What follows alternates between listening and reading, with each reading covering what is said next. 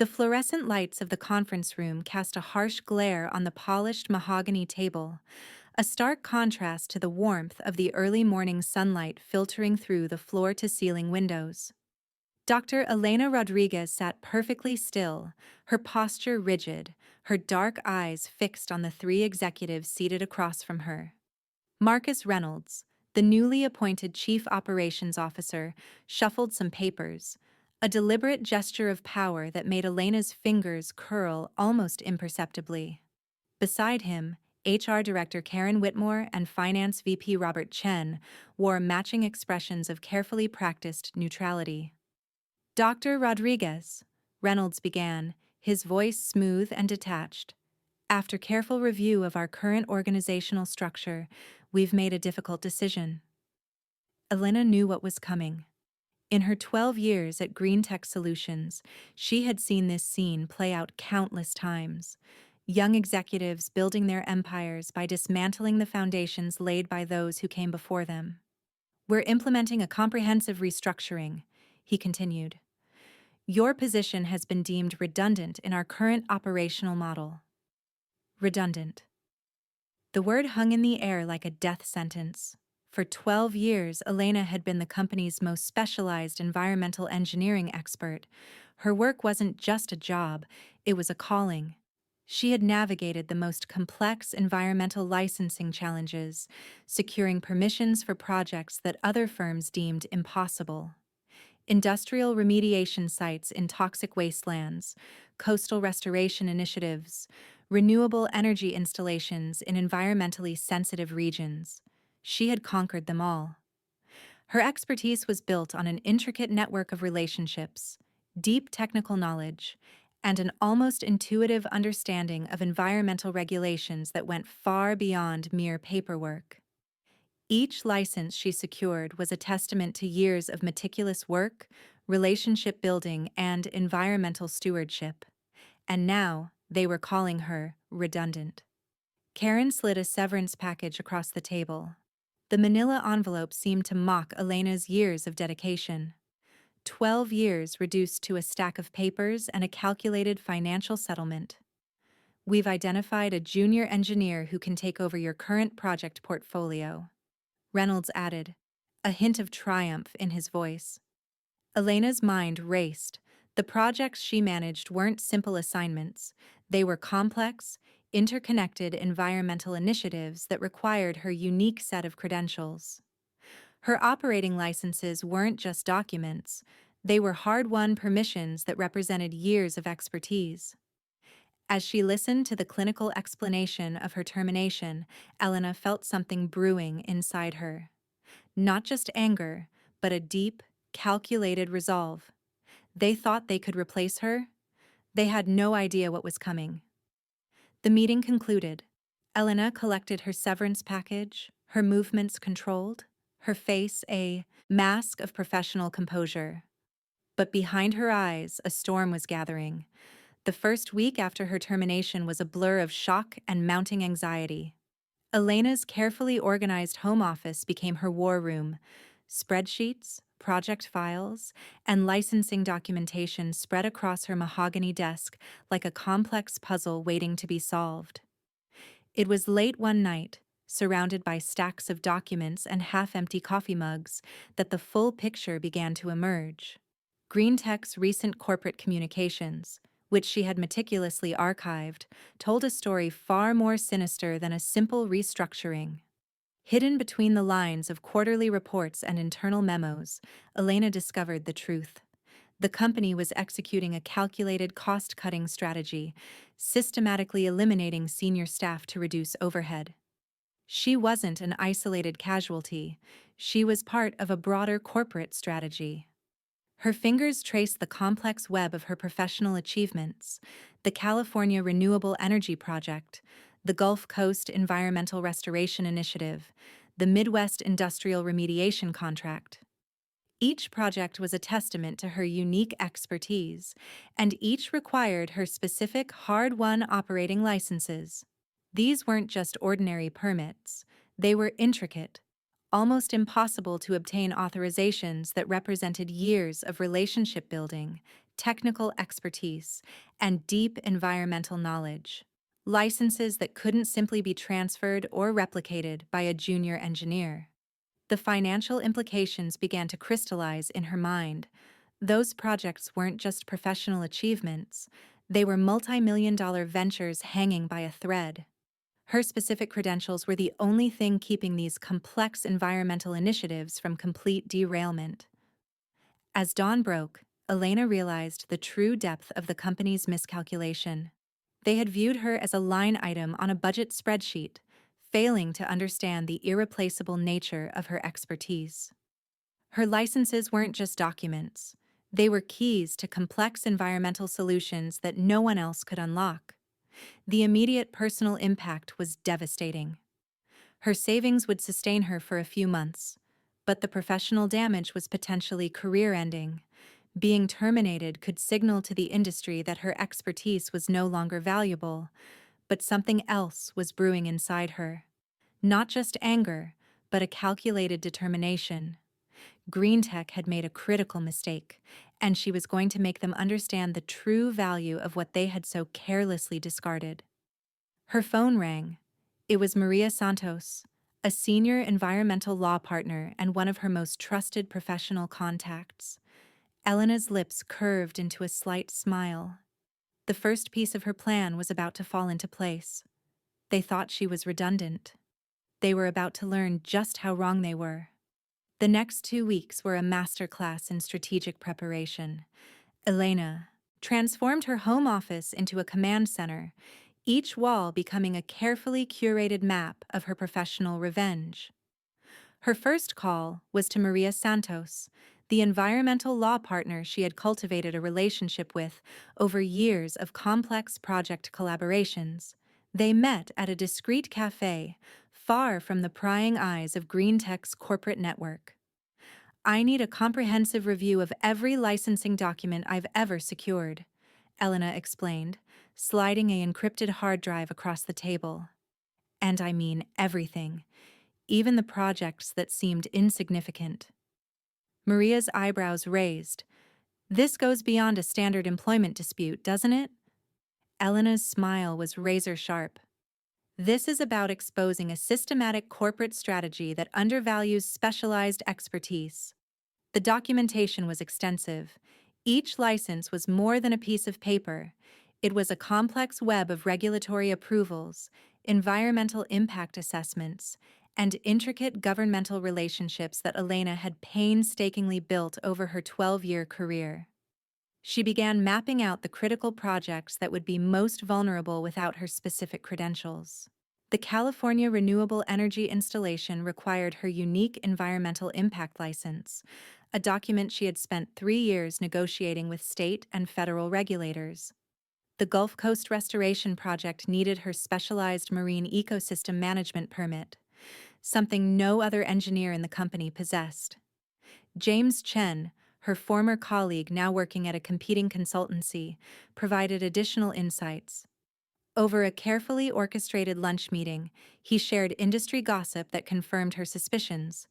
Green Tech was aggressively cutting costs, viewing senior staff as expendable resources rather than intellectual capital. Elena's approach was methodical. She created a comprehensive dossier documenting the specific projects dependent on her unique licenses, the potential financial and environmental risks of her removal, evidence of the company's broader cost-cutting strategy, detailed breakdown of the irreplaceable nature of her expertise. Her network became her most powerful weapon. Quietly, strategically, she began reaching out to key clients, not with accusations, but with subtle inquiries about project continuity. Each conversation was a carefully placed chess piece, designed to create maximum impact with minimal direct confrontation. The legal team Maria assembled was equally strategic. They began preparing a comprehensive challenge to her termination, focusing not on emotional arguments, but on the concrete, measurable impact of removing her from critical environmental projects. By the end of the 2 weeks, Elena had transformed from a terminated employee to a strategic threat. Green Tech had no idea what was coming. Her phone buzzed, an email from a senior project manager at one of their largest clients. The first domino was about to fall. The first indication that Elena's strategy was working came quietly, almost imperceptibly. A phone call from the project director of the Gulf Coast Restoration Initiative, voice trembling with barely contained panic.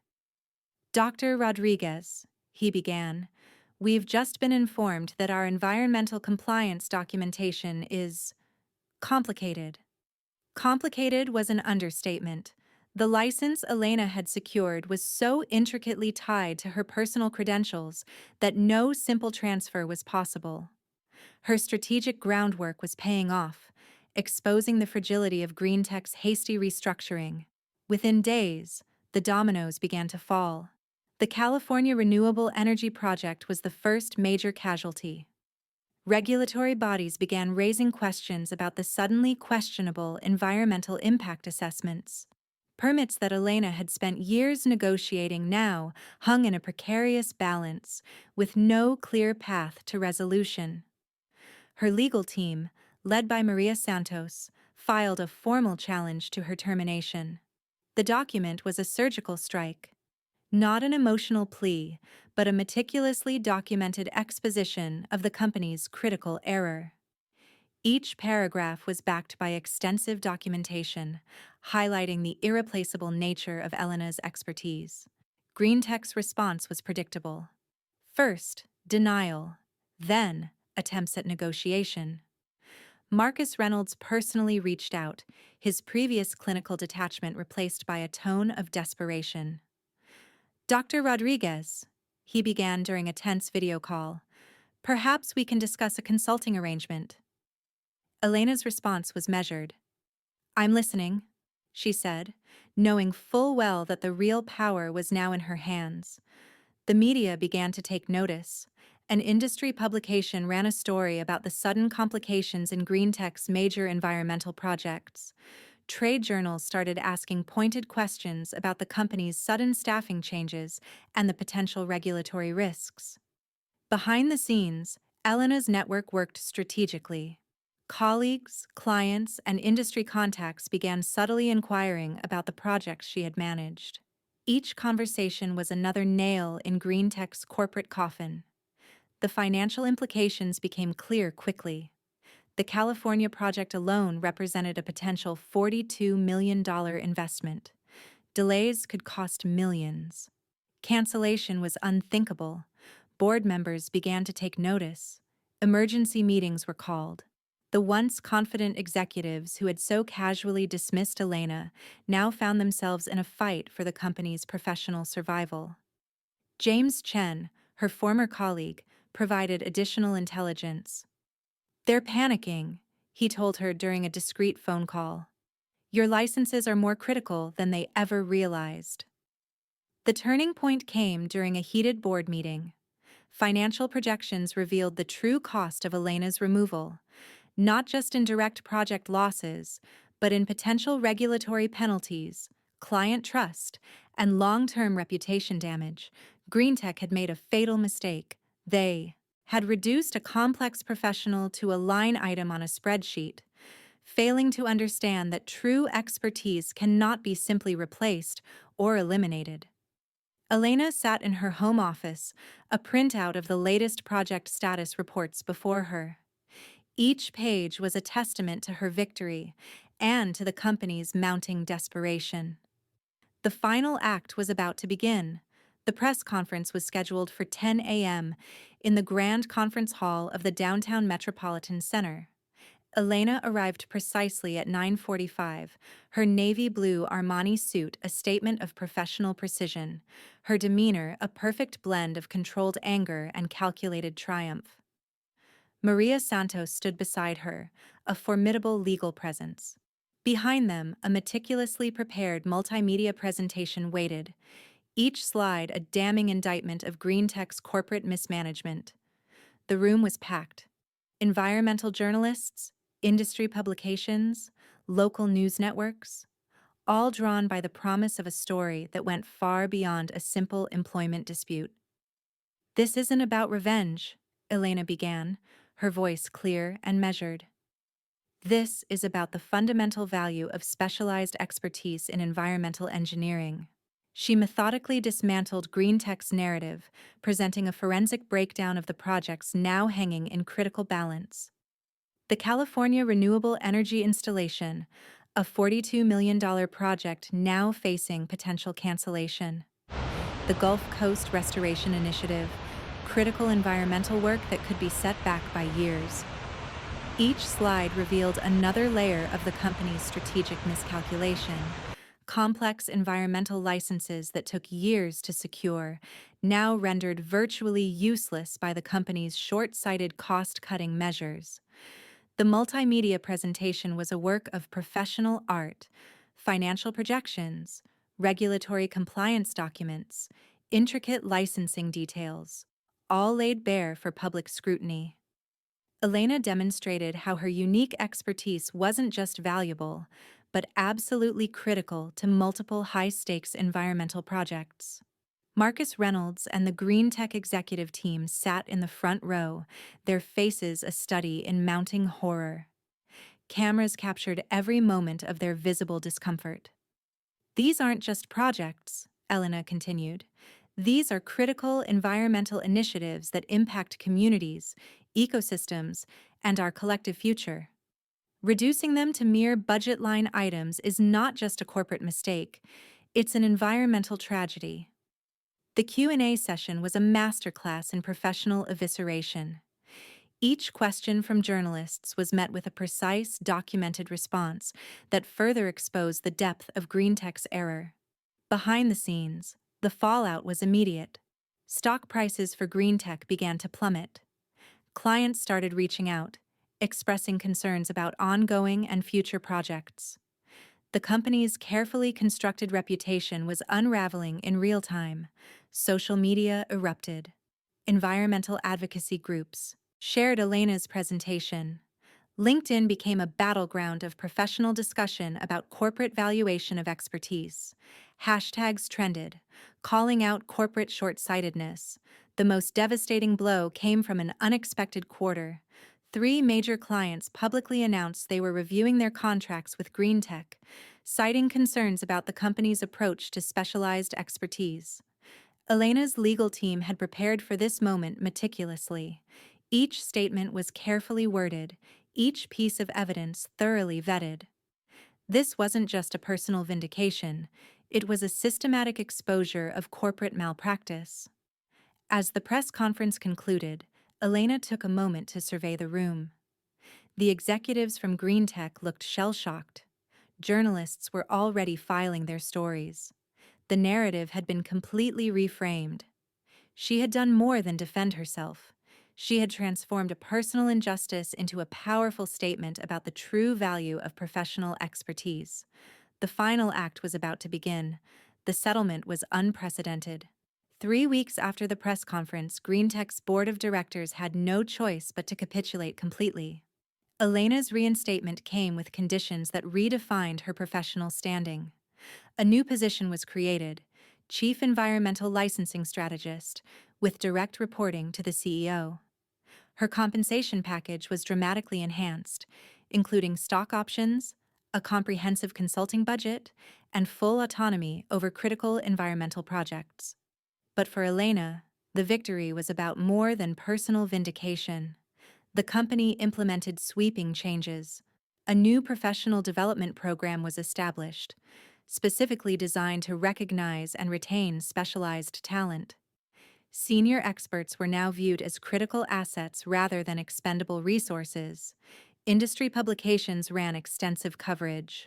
The Rodriguez precedent, they called it, a turning point in how corporations valued specialized professional expertise. Elena became a sought-after speaker, sharing her experience at conferences and corporate seminars. Her network expanded exponentially. Environmental consulting firms, regulatory bodies, and academic institutions reached out, seeking her insights. The press conference had transformed her from a terminated employee to an industry thought leader. Green Tech's reputation took time to recover. Stock prices stabilized, but the company's approach to talent management had been permanently altered. Board meetings now included in-depth discussions about retaining and valuing specialized professionals. The projects that had been at risk found new life. With Elena's intervention, critical environmental initiatives were rescued from potential cancellation. The California Renewable Energy Project moved forward. The Gulf Coast Restoration Initiative gained new momentum. Her personal life transformed as well. The stress of the corporate battle gave way to a renewed sense of purpose. Elena began mentoring young environmental engineers, creating a scholarship program for specialized professionals who often went unrecognized. Maria Santos, her legal partner throughout the ordeal, became a close friend and professional ally. Together, they began consulting on cases that highlighted the importance of specialized expertise across various industries. During a private moment of reflection, Elena realized the true nature of her victory. It wasn't about revenge. It was about changing a system that systematically undervalued specialized knowledge. The final irony wasn't lost on her. The very company that had tried to dismiss her as redundant now held her up as a model of professional excellence. At her first board meeting after reinstatement, Marcus Reynolds, the executive who had initially terminated her, sat quietly, a stark reminder of the professional transformation she had orchestrated. Elena Rodriguez had done more than save her career. She had created a blueprint for recognizing the true value of expertise. The redundancy memo that was meant to end her career had become the catalyst for her greatest professional triumph.